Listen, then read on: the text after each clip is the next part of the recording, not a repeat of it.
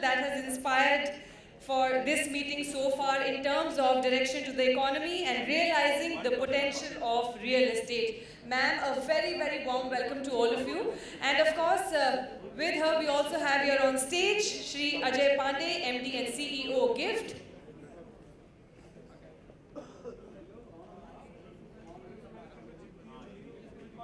Mr. Jakshay Shah, President-elect CREDAI, and Mr. Shekhar Patel, Treasurer CREDAI. Can I please request Mr. Irfan Razak?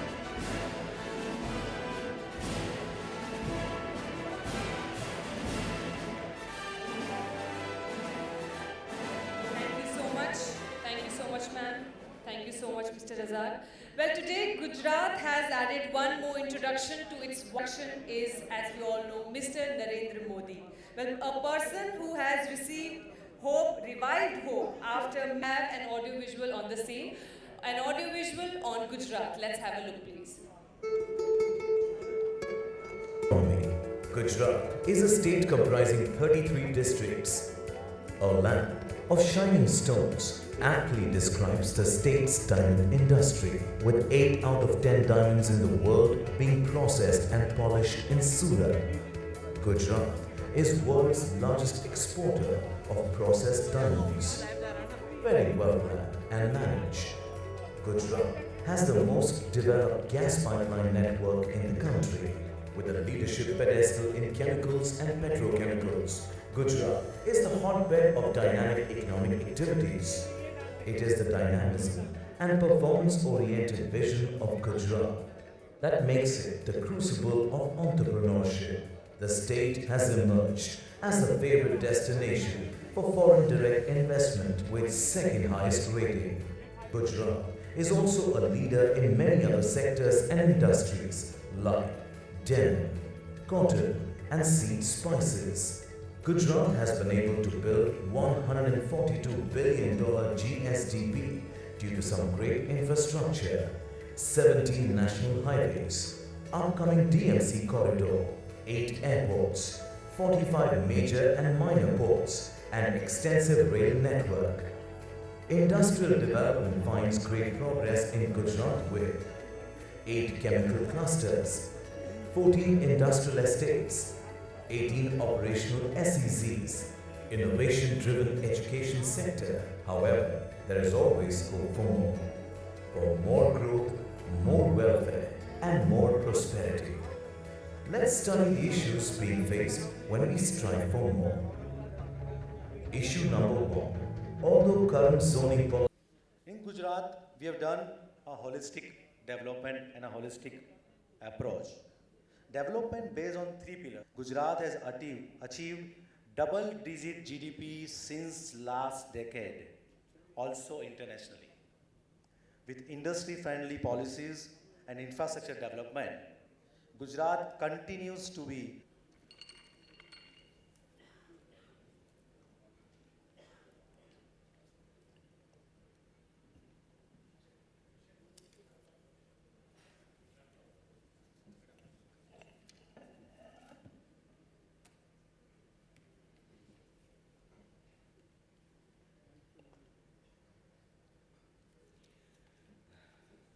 सभी developers भाई और बहनों,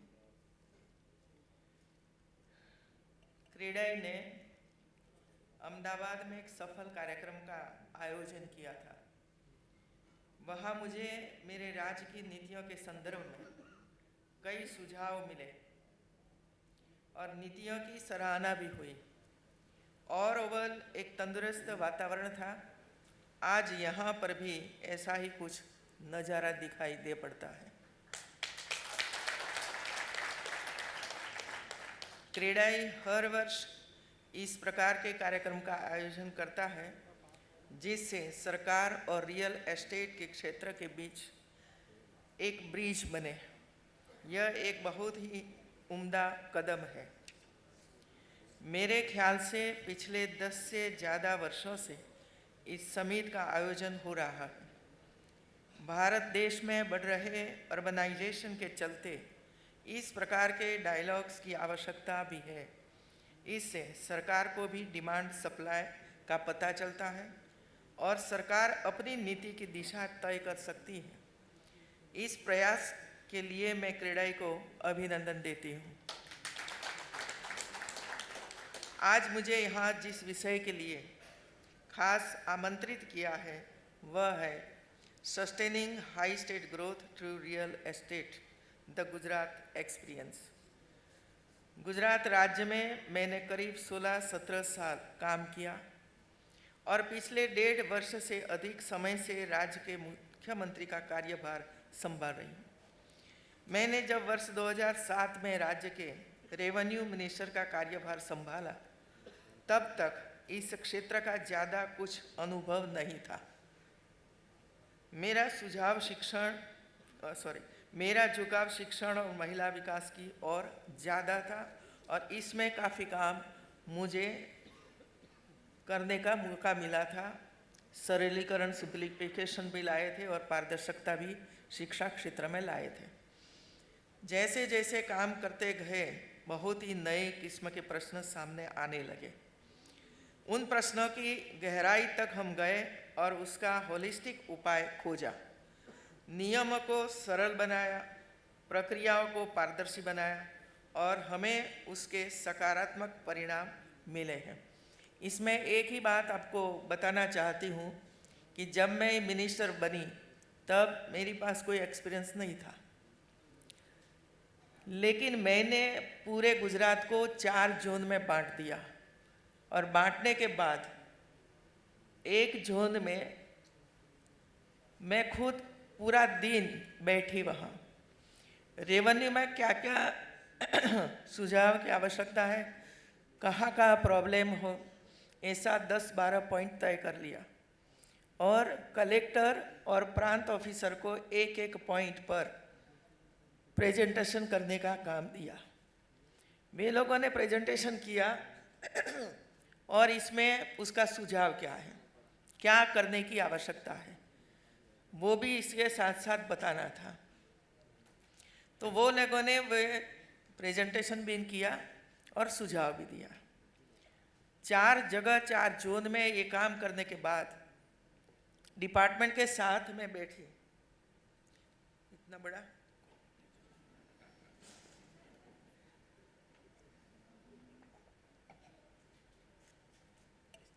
होटलों में इतना बड़ा मिलता है। और बाद में मेरे जो विभाग था, प्रिंसिपल सेक्रेटरी और नीचे के लोग सबको बिठाया और मैंने सिर्फ इतना ही बताया कि जो सुझाव नीचे से आया है, क्योंकि ऊपर वाले तो कुछ बोलते ही नहीं है, क्योंकि उनको पता ही नहीं है।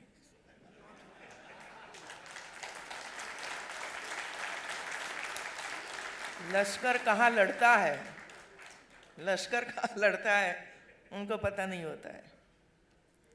इसीलिए मेरे जो सबसे तालुका के जो मामलतदार हैं, उनको ही पता चलता है कि हमें नीचे काम करने में क्या क्या प्रॉब्लम आते हैं। वो जब मुझे पता चला तब सब में हम लोगों ने डिसीजन लिया और मैंने खुद बताया कि इतना इतना रूल्स में चेंज करो, इतने जो नेक्स्ट मार्च महीने में हमारी विधानसभा शुरू होगी इसमें एक्ट लाइए और इसमें सुधार कीजिए। तो पूरा 6 महीने में ये काम हम लोगों ने पूरा कर दिया। कई ऐसे भी प्रॉब्लम आते हैं, आप सब तो लैंड के साथ जुड़े हुए हो। जमीन जब आप खरीदते हो तब देखते नहीं हो कि टाइटल क्लियर है कि नहीं है। आगे वाले ने जो ज़मीन परचेज की है वो किसान है कि नहीं, कि बिन किसान ने ज़मीन खरीदा है, ये पता ही नहीं है। और जब आप वो प्रोजेक्ट लेकर गवर्नमेंट के पास, अधिकारी के पास आते हो, तब वो अधिकारी वो देखता है कि ज़मीन का टाइटल क्लियर नहीं है। जो पिछले 4-5 लोगों ने ज़मीन खरीदा और बेचा, इसमें 1-2 बिन किसान आ गया, तो ज़मीन का टाइटल क्लियर नहीं है, इसलिए आपका प्रोजेक्ट आगे नहीं होगा। ऐसे कई प्रॉब्लम थे और हमारे जक्षय भाई और हमारे कई लोग मेरे पास आते थे, तो इसमें से सोचकर हम लोगों ने वो निकाला, कहा कि लास्ट परचेज वाला किसान है तो उसको टाइटल क्लियर दे दो।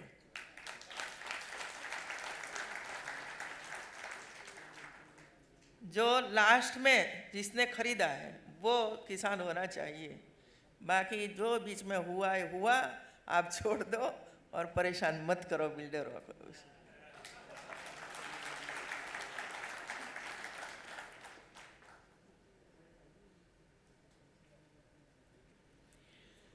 हमने जमीन में, गुजरात में जमीन के मैनेजमेंट संदर्भ में एक बहुत ही महत्वपूर्ण कदम उठाया, लैंड रीसर्वे का।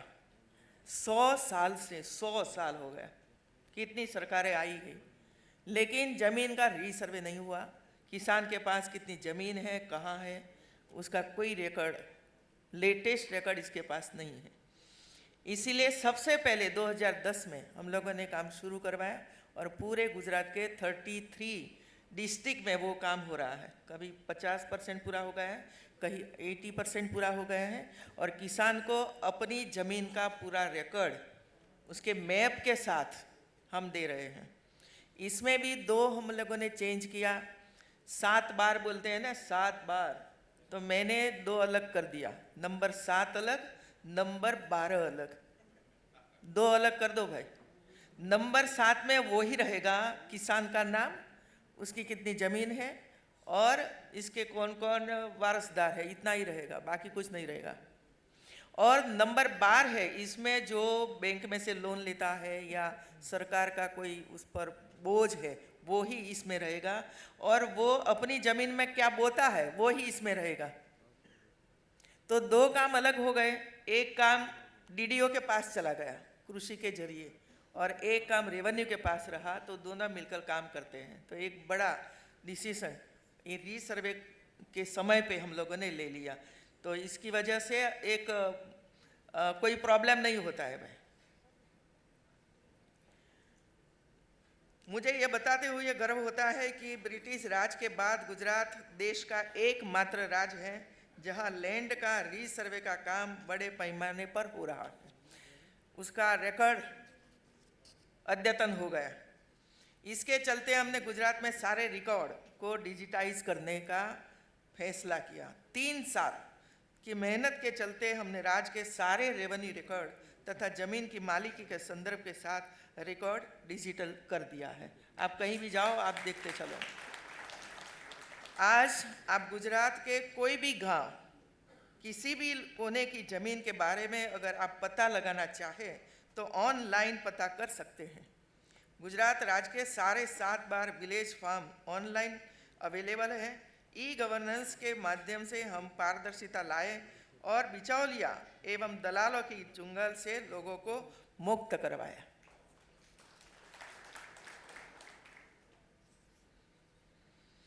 हमने राज्य में जंत्री, जिसे अन्य राज्यों में सर्कल रेट कहा जाता है, उसका बहुत ही वैज्ञानिक तरीके से गठन किया और अमली बनाया। गुजरात राज्य में हमने वर्ष 2008 से सर्कल रेट को कंपलसरी किया है। पहले मनचाहे दाम पर प्रॉपर्टीज़ का रजिस्ट्रेशन होता था। कई बार तो ऐसा होता था कि अफसरों के डिस्क्रिप्शन पर केस चला जाता था और 2-3 सालों तक लोग खरीदी हुई प्रॉपर्टी को रजिस्टर नहीं करा पाते थे। ज़मीन की वैल्यूएशन अपने तरीके से अधिकारी करते रहते थे।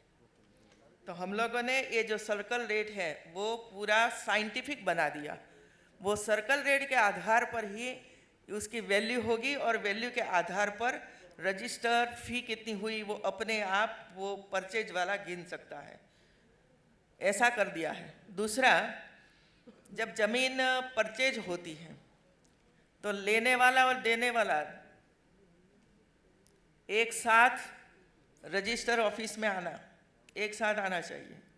दूसरा, ऐसे भी कौभांड होते थे कि कोई महिला के नाम से इसमें ज़मीन है तो मूल महिला नहीं आती थी, लेकिन किसी को पकड़ कर लाते थे, कोई महिला को पकड़ कर लाते थे और वो बोलती थी कि वो ज़मीन मेरी है, वास्तव में दूसरे की ज़मीन है।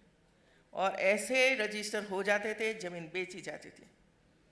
तो हम लोगों ने इसमें से हल निकाला क्या करना चाहिए।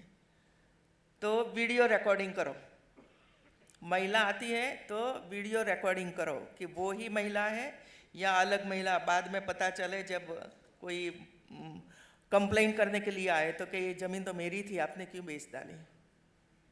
और उसको 10-15 प्रश्न पूछो, आपका ससुर का नाम क्या है, दादाजी का नाम क्या है, तो वो तुरंत पकड़ी जाएगी। तो ऐसे जो कौभांड होते थे वो भी आज खत्म हो गए हैं। एक हम लोगों ने एसआईटी की रचना की। एसआईटी की रचना इसीलिए की, स्पेशल इन्वेस्टमेंट टीम, इसमें कलेक्टर, डीडीओ और एसपी, जिला डिस्ट्रिक्ट ऑफिसर, होम में से। कई ऐसे प्रश्न मेरे सामने आते थे कि मेरी ज़मीन थी, किसी ने बेच दी, अभी कोई सुनने वाला नहीं है। मेरी ज़मीन में उसका नाम डाला गया, अभी कोई काम नहीं करता है। ऐसे कई प्रश्न मेरे समक्ष आते थे। और मैं तो इसका हर एक डिस्ट्रिक्ट में जाकर तो नहीं कर सकती थी, तो मैंने डिस्ट्रिक्ट में एक टीम बना दी। वो टीम के पास उसको जाना है, उसको आप अपना जो रिकॉर्ड है सब बताओ इसमें।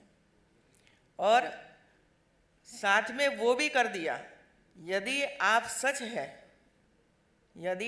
है तो आपको कोई जुर्माना नहीं होगा, लेकिन किसी को परेशानी करने के लिए आपने वो किया होता तो आप पर केस होगा।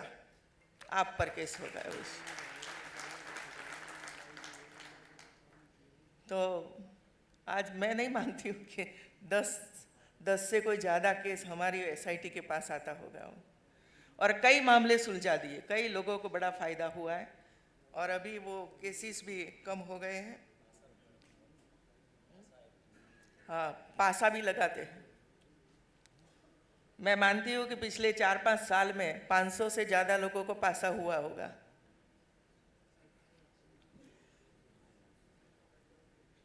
पूरी प्रक्रिया को वैज्ञानिक तरीके से अमली बनाने के लिए साइंटिफिक सर्वे करवाया। प्रीमाइसिस के 1 किलोमीटर विस्तार के पुराने सेल डाइसिस, बैंक मॉर्गेज और फील्ड सर्वे के आधार पर सर्कल रेट तय किए। इसको हमने वर्ष 2011 में रिवाइज करके अपग्रेड भी किया है। आज से 2015 हुआ, लेकिन रेट बढ़ाए नहीं है। फ़ायदा ही फ़ायदा है बिल्डरों को।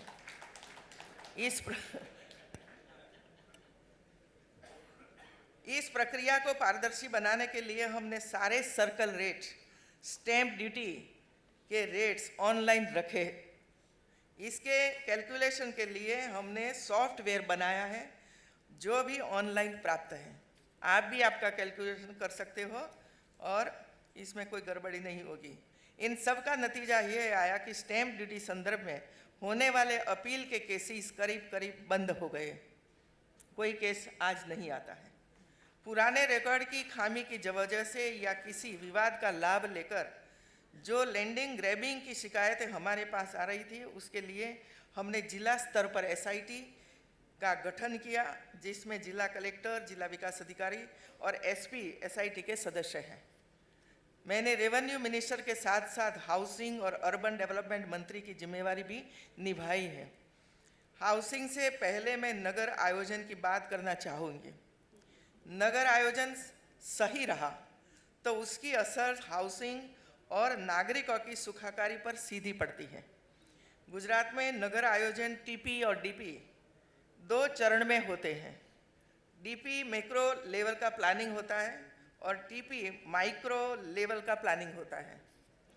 टीपी में हम हर एक ज़मीन को रेगुलर शेप में लाते हैं, रास्तों के प्रवेश का प्रावधान करते हैं, जीडीसीआर अनुसार बिल्डिबिलिटी मिले उस प्रकार से आयोजन करते हैं तथा कॉमन सुविधाओं के लिए कुछ ज़मीन रिजर्व करते हैं। इस रिजर्व ज़मीन का उपयोग अथॉरिटी द्वारा नागरिक सुविधाओं के लिए होने वाले विकास कार्यों में किया जाता था। इसमें भी एक और सुधार किए हैं, लेकिन ये जो नागरिक सुविधाओं के लिए जो ज़मीन रिजर्व की जाती थी, तो हमारे टीपी वाले इसमें लिख देते थे कि वो गार्डन के लिए है वो पानी के लिए है, वो हॉस्पिटल के लिए है, वो प्राइमरी स्कूल के लिए है। तो पता नहीं चलता था इधर प्राइमरी स्कूल की स्कूल बनेगी कि नहीं, ज़रूरत है कि नहीं, इधर गार्डन की ज़रूरत होगी कि नहीं, वो पता नहीं चलता है, लेकिन लिखते जाते थे। तो मैंने स्टॉप करवाया और सिर्फ इतना ही रिजर्व जमीन पर इतना ही लिखो, पब्लिक सर्विस, पब्लिक सर्विस। क्योंकि गार्डन की जगह यदि आप प्राइमरी की वहाँ ज़रूरत है, प्राइमरी स्कूल की, तो हेतु फेर करने के लिए फिर सरकार के पास आना पड़ता है, इसमें ही 2-3 महीना चला जाता है। तो लिखना ही नहीं है, सुविधा पब्लिक यूज़ के लिए ही आप रिजर्व रखो और इसमें कोई भी आप कर सकते हो, जो चाहो वो करो वहाँ। हमने नगरों के फास्ट, सस्टेनेबल और इंक्लूसिव डेवलपमेंट के लिए राज्य में पिछले 3 वर्षों में 200 जितनी टीपी और 50 जितने डेवलपमेंट प्लान को मंजूरी दी है। सिर्फ 1.5 साल में वो पूरा किया है, 1.5 साल में। अब बात करते हैं हाउसिंग की। अपना घर ले पाना शहर में बसने वाले हर एक सामान्य का सपना होता है। इस सपने को पूरा करने में आप रियल एस्टेट डेवलपर्स का सबसे ज़्यादा योगदान रहता है। इसके लिए आप लोग अभिनंदन के पात्र हैं। बतौर सरकार हमारी भी यह जिम्मेवारी रहती है कि हम सुनिश्चित करें कि लोगों को भी किफ़ायती कीमतों पर घर मिले। इस दिशा में सरकार ने कई कदम उठाए। राज्य में हमने अफोर्डेबल हाउसिंग और मुख्यमंत्री गृह योजना जैसी योजनाएं लागू की हैं। समाज के हर एक वर्ग को हम घर प्रदान कर सके, यह हमारा उद्देश्य है। हमने अहमदाबाद में इसके लिए एक नया इकोसिस्टम डेवलप किया है, जो पॉपुलरली RAH जोन से जाना जाता है। अहमदाबाद शहर के आसपास में 76 किलोमीटर का रिंग रोड बना हुआ है। हमने इस रिंग रोड के बाहर के आउटर एरिया में 1 किलोमीटर के पेरीफेरी में रेसिडेंट्स अफोर्डेबल हाउसिंग के लिए प्रावधान किया है। इस जोन में विशेष FSI दी जाती है। सस्ते मकान बन रहे हैं और लोगों को मिल रहा है। इसकी वजह से हम कीमत में ज़्यादा बांधकाम हो पाएगा, जिससे मध्यम और निम्न मध्यम वर्ग के लोगों को घर खरीदने में आसानी होगी। इस पूरी प्रक्रिया के लिए हमने सिंगल विंडो सिस्टम लागू किया है। हमने झोपड़पट्टी की समस्या को PPP मॉडल के माध्यम से हल किया है। मैं बड़े आनंद और गर्व से कहती हूँ कि जब हमने यह योजना की शुरुआत की, तब हमारे कई सारे डेवलपर PPP मोड पर काम करने के लिए सामने से सरकार के पास आते थे। झोंपड़े में रहने वाले गरीब आदमी की पूरी दुनिया उसी विस्तार में सीमित होती है। अगर हम उसे दूसरी कई जगह देते तो उसे घर तो मिल जाएगा, पर अन्य समस्याएं खड़ी हो जाएगी। इन सभी का समाधान निकालकर हमने इन सीटू डेवलपमेंट का रास्ता अपनाया। जहाँ झुपड़पट्टी वहाँ मकान, नहीं तो दूर देते हैं तो वहाँ से बेच देते हैं और वापस फिर से झुपड़पट्टी में आकर रह जाते हैं, क्योंकि उसका व्यवसाय वहाँ ही रहता है। इसीलिए इसमें हम minimum 25 square metre carpet area का घर बनाते हैं। जो भी लाभार्थी हैं उनको कंप्यूटराइज ड्रॉ के माध्यम से घरों का आवंटन करते हैं, ताकि कोई बिचौलिया या दलाल न रहे। इस आवास का रजिस्ट्रेशन की फीस केवल 100 रुपये रखी है और पूरी तरह से पारदर्शी प्रक्रिया अपनाई गई है। या जहाँ पर 500 से ज़्यादा मकान रहेंगे, उस जगह पर बच्चों के लिए आंगनवाड़ी और 50 स्क्वायर मीटर विस्तार में एक हेल्थ सेंटर भी बनाया जाता है और साथ में गार्डन वगैरह पर बनाया जाता है। हमने अब तक राज्य में 3,13,000 आवास मंजूर किए थे, जिसमें से 1,33,000 से ज़्यादा आवास अलॉट कर दिए और 1,62,000 प्रगति में है मित्रों, और आगे काम चल रहा है। जिस गति से हम जा रहे हैं, मेरा दावा है कि भारत सरकार के मिशन हाउसिंग फॉर ऑल 2022 को पूरा करने में हम सफल रहेंगे। दूसरे क्षेत्रों के जैसे हाउसिंग में भी गुजरात सबसे आगे होगा। हमने राज्य में सिर्फ कंस्ट्रक्शन से जुड़े हुए मजदूरों के लिए अलग से एक योजना बनाई है। श्रम योगी कल्याण मेले के आयोजन से हम कंस्ट्रक्शन वर्कर्स को सहायता प्रदान करते हैं। इन वर्कर्स का रजिस्ट्रेशन करके हमने यू-विन कार्ड दिए हैं।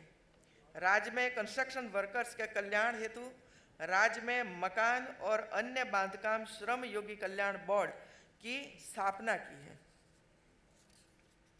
आज पूरे देश में स्वच्छता का नारा गूंज रहा है। लोगों ने स्वच्छता अभियान को स्वीकार किया है और सरकार के प्रयासों को भी सराहा है। गुजरात स्वच्छता में भी देश में प्रथम है। भारत सरकार द्वारा प्रदर्शित आंकड़ा के अनुसार स्वच्छता अभियान के अंतर्गत पूरे देश में बने व्यक्तिगत शौचालयों में गुजरात में सबसे अधिक 70% शौचालय बन चुके हैं। मित्रों, राज्य में 13,000 गांव हैं। इसमें से 3,000 गांवों में टॉयलेट का काम हम लोगों ने पूरा कर दिया है और 159 नगर निगम नगर पालिकाएं हैं और 8 महानगर हैं। ये सब में राज्य सरकार ने टॉयलेट का काम पूरा कर दिया है और आज एक भी घर नहीं होगा कि जिसके पास शहर में टॉयलेट ना हो। और इसकी वजह से इंडिया टुडे ने जो सर्वे किया पूरे देश भर में हर स्टेट में सफाई के बारे में कितना काम हुआ है, तो राज्य सरकार को पूरे देश में सभी स्टेट में सबसे प्रथम मेडल दिया है। इसमें हमने कभी अर्बनाइजेशन ने आपत्ति के तौर पर नहीं देखा था, ना ही देख रहे हैं। अर्बनाइजेशन विकास का अवसर है। हमने तय किया है कि आने वाले दिनों में हम गुजरात के महानगर पूरी तरह को वाईफाई की सुविधा से युक्त करेंगे। स्मार्ट सिटी प्रोजेक्ट में गुजरात के 6 शहर केंद्र सरकार ने शामिल किया है, उसका भी काम चल रहा है। आने वाले दिनों में गुजरात में गिफ्ट सिटी जो आपने प्रेजेंटेशन देखा, सूरत की ड्रीम सिटी जो इसका काम चल रहा है, धौलेरा SIR जो आप सबको बताया, मेगा और गत सप्ताह में आया हुआ बुलेट ट्रेन प्रोजेक्ट जैसे कई बड़े इंफ्रास्ट्रक्चर प्रोजेक्ट्स आने वाले हैं। आज ही हमारे यहाँ केंद्र सरकार और राज्य सरकार के संयुक्त प्रयासों से गुजरात में pharma park, medical devices park तथा प्लास्टिक पार्क की स्थापना करने का निर्णय हमने लिया है। गुजरात में आज ही निर्णय लिया है। गुजरात में इन्वेस्टर्स मीट और आर्थिक विकास के नए नए आयाम जुड़ते रहेंगे और उससे सभी सेक्टरों को प्रोत्साहन मिलेगा। हाल ही में केंद्र सरकार द्वारा पारित रियल एस्टेट रेगुलेशन एक्ट, जो आपको इसमें कुछ है ना,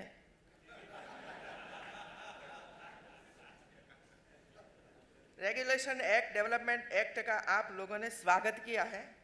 कुछ आशंकाएं भी जताई हैं। इस संदर्भ में मैं आप लोगों के मुझे सुझाव मिले हैं। इन सभी सुझावों को हम ध्यान में रखेंगे और अमलीकरण की प्रक्रिया में आप सभी को साथ लेकर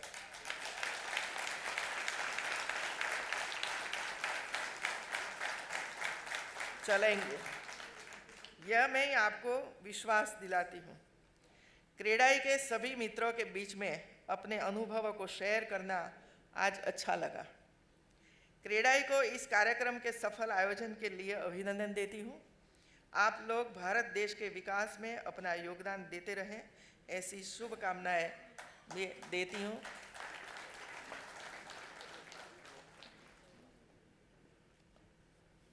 जो पूरा काम गुजरात में रेवेन्यू में जो रिफॉर्म हुआ है, इसमें से 0.1% ही मैंने आज कहा है आपको। 0.1%। 2 बातें मैं बहुत ही इसलिए बताना चाहती हूँ। हमारे यहाँ जमीन संपादन का काम होता है। 2010 में जमीन एक्विजिशन का काम कैनाल के लिए नरेंद्र भाई ने मुझे सौंपा था, क्योंकि पिछले 10 साल से कोई काम होता ही नहीं था। किसान देने के लिए तैयार नहीं थे, क्योंकि उसको वो दिखाई नहीं पड़ता था कि पानी आएगा कि नहीं आएगा। तो 2010 में ये काम मुझे सौंपा गया। मैं भी किसान की बेटी हूँ, पानी की कैसी ज़रूरत किसानों को पड़ती है मुझे पता है।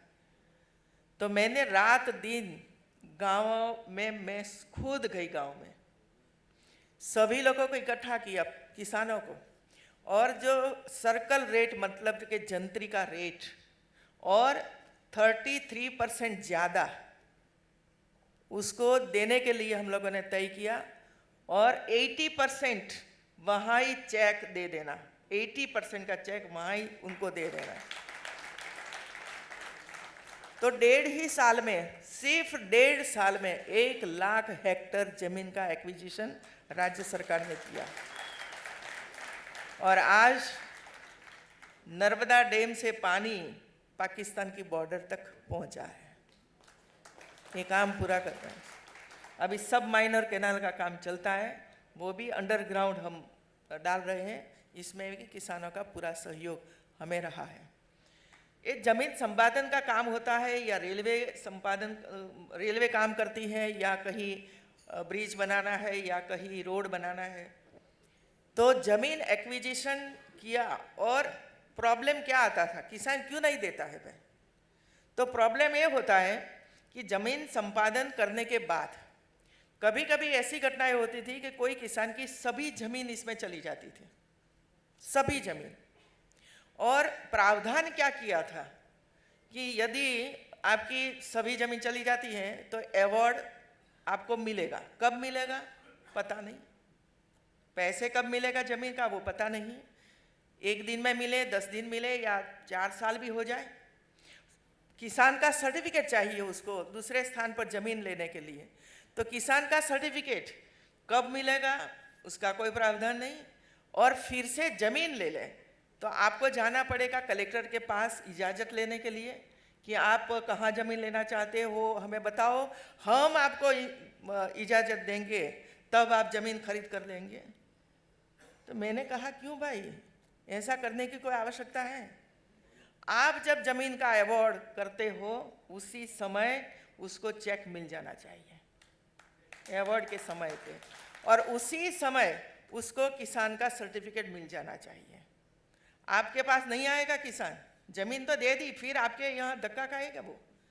तो उसी समय आपको अवार्ड और उसके साथ किसान का सर्टिफिकेट, आप किसान है उसका सर्टिफिकेट देना है। और तीसरा, कलेक्टर के पास जाने की कोई आवश्यकता नहीं है। आप गुजरात में कहीं भी जाओ, वहाँ ज़मीन खरीद लो, और खरीदने के बाद आपके डॉक्यूमेंट्स वहाँ के मामलतदार को दे दो, आपके नाम ज़मीन होनी चाहिए तब जाकर किसान ज़मीन देना चाहिए। हमें पता ही नहीं है कि किसान क्यों ज़मीन नहीं देता है, सोचने के लिए कोई तैयार नहीं है। किसान के साथ बैठने के लिए और उसकी जो असुविधाएं है वो जानने के लिए और इसके बाद उसका सॉल्यूशन करने के लिए कोई तैयार नहीं होता है।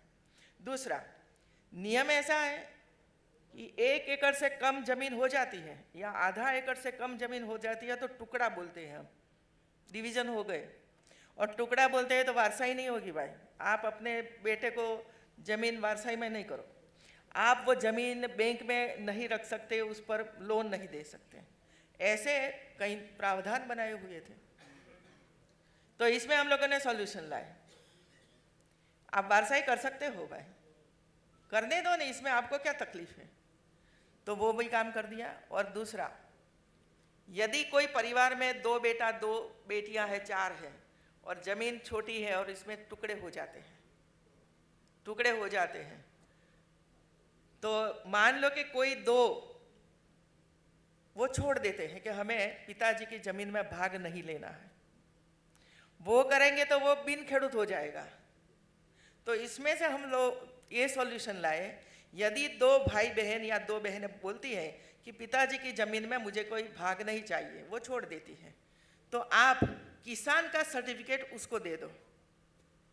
समझ में आया? क्योंकि वो किसान मिट जाती है भाई, और किसान मिट जाएगी तो कहीं भी ज़मीन नहीं ले पाएंगे वो लोग। तो जो छोड़ देता है, टुकड़े पड़ते हैं इसीलिए वो छोड़ देते हैं। तो आप जो छोड़ता है, भाई हो या बहन हो, उनको किसान का सर्टिफिकेट दे दो, आपका पूरा सॉल्यूशन हो जाएगा। उस पैसे अंदर अंदर वो कर देंगे, उतनी जमीन है 50 लाख रुपया ले लो, किसान का सर्टिफिकेट ले लो, वहाँ जाकर जमीन दूसरी ले लेंगे वे लोग। तो ऐसे कई छोटे छोटे जो प्रश्न हमारे सामने आते थे, वो बैठकर हम उसका सॉल्यूशन लाते थे। मित्रों, प्रमोलगेशन हर 2 साल में होता है, प्रमोलगेशन होता है। तो प्रमोलगेशन में भी मेरी ज़मीन उसके नाम, इसकी ज़मीन उसके नाम, उसकी ज़मीन उसके नाम चली जाती है। कंप्यूटर में भी चेंज हो जाता है कभी कभी, तो उसका सॉल्यूशन नहीं आता है, किसान रोता रहता है। तो वो प्रमोलगेशन में भी हम लोगों ने एक लोक संपर्क सेतु करके काम शुरू करवाया, और ऐसे जितने भी प्रश्न हमारे गांव के लोगों के हैं वो इकट्ठा करो तालुका के प्लेस पर। खुद हमारे मंत्री गांव गांव तक आएंगे, व मंडल तक आएंगे, और जितने आपके प्रश्न है, इसमें प्रमोलगेशन का काम हो या कोई बीपीएल कार्ड लेना है, तो आप पहले तैयार कर दो, हम आएंगे, बैठेंगे, ऐसे ही लोग बैठेंगे और वहाँ ही हम उसको दे देंगे। ले आपका बीपीएल कार्ड, लो आपका प्रमोलगेशन में आपकी जो 7 बार में जो गलती थी वो सुधार दी है और लेकर जाइए, नहीं तो इसमें काफ़ी पैसे जाते थे। तो ऐसे छोटे छोटे लोगों के लिए भी काफ़ी काम किया है, और बिल्डर्स के लिए तो काफ़ी काम किया है उसने। गुजरात के लोग तो खुश हैं, और अभी 3-4 बातें मुझे बताई थी अहमदाबाद में हमारे शेट्टी जी ने। वो तो बोलते रहते हैं, मुझे आते भी रहते हैं, सुझाव भी देते रहते हैं। तो ये 3-4 बातें मुझे बताई थी, और मैं जब दिल्ली में आई तो बताती हूँ कि डिपार्टमेंट काम कर रहा है, शायद 15 या 1 महीने में ये सारा काम खत्म हो जाएगा। और कभी कभी हंसते हंसते भी मैं बताती हूँ कि यदि आपके सभी प्रॉब्लम सॉल्व हो जाएंगे तो आप मंत्रियों के पास और सीएम के पास तो आएंगे नहीं। इसीलिए थोड़ा सा 1-2 तो रखो कि जिसकी वजह से आप हमारे पास आए और हम आपके पास काम करवाएं कि टॉयलेट बनाओ भाई, टॉयलेट बनाइए, बच्चों को वो दीजिए, और आप सब लोग ऐसा अच्छा काम करें। गुजरात में बच्चों आंगनवाड़ी में भी काफ़ी काम हो रहा है, टॉयलेट भी बना रहे हैं गांव गांव में, ना अच्छा काम सोशल सर्विसेज के क्षेत्र में भी कई अच्छा काम हो रहा है। इसके लिए हमारे गुजरात के बिल्डर्स को, बराबर है ना, दूसरों को तो करते हैं कि नहीं करते मुझे पता नहीं है, लेकिन सब करते होंगे। आप सबको बहुत बहुत धन्यवाद। जय जय गरवी गुजरात, जय जय गरवी गुजरात।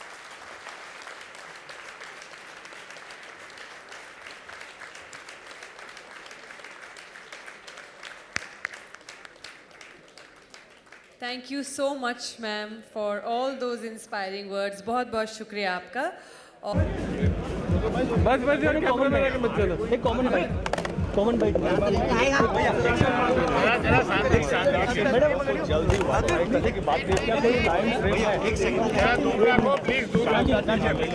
शांति साइलेंस। गुजरात के फोन नीचे और 700 से ज़्यादा ग्राम पंचायत और जो नगरों हैं, इसमें 5 नगर को वाईफाई बना दिया है हम लोगों ने। और जो सिटी, बड़े सिटी है जो महानगर बोलते हैं, महानगरों में एक साथ जहाँ ज़्यादा एजुकेशन साइड में कर लेना कैमरा मैम, यूनिवर्सिटी वगैरह है, जहाँ बड़ी बड़ी कॉलेज वगैरह है, जहाँ संदेश नीचे करो, मेडिकल कॉलेज है, वहाँ से हम लोगों ने शुरुआत किया है। और आने वाले 2 साल में મેડમ કોટનના ભાવમાં બોનસ સરકારે જાહેર કર્યું છે, કોટનના ભાવમાં 110 રૂપિયાનું બોનસ સરકારે જાહેર કર્યું છે। આનાથી 800-900 કરોડનો બોજો પડશે કેન્દ્ર રાજ્ય સરકાર પર। આપની શું પ્રતિક્રિયા છે?